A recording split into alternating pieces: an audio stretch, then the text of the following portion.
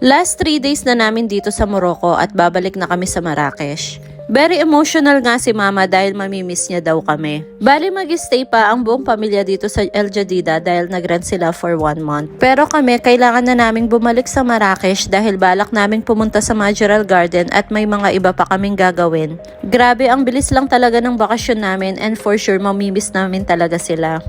Bali yung bunsong kapatid ng asawa ko ang sumama sa amin pabalik sa Marrakesh. Kinabukasan naman, pumunta kami sa city para dalawin ng tita at mga iba pang pinsan ng asawa ko.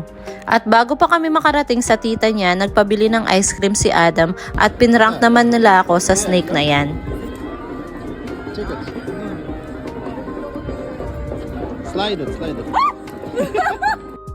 Pagkatapos ng ilang minutong paglalakad, nakarating na din kami sa kamag-anak nila.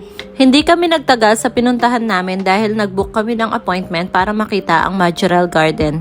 Pagpasok pa lang namin, nagpa-picture kami kaagad. To be honest, hindi kami masyadong nag-enjoy dahil mahal ang entrance fee dito and it's not what we expected. So I cannot recommend you this place. Okay lang siyang pang picture-picture. Next day naman, nilibre kami ng asawa ng kapatid ng asawa ko. Bali, nag-travel pa talaga siya from UK to Morocco para lang makita kami. Pagkatapos naman, bumalik kami sa city para tumingin ng mga pampasalubong namin pabalik sa Bahrain. Kinabukasan, maaga ang flight namin pabalik sa Bahrain.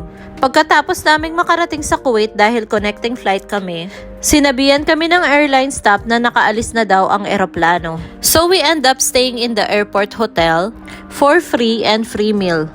It's not what we expected again pero in-enjoy na lang namin. At pagkatapos naming mag-dinner, bumalik kami kaagad sa room namin dahil pagod na kami at maaga pa ang flight namin tomorrow. Nag-breakfast muna kami bago nila kami i-drop sa airport. So, yun lang ang vlog natin for today. Thank you for watching. God bless po. Bye!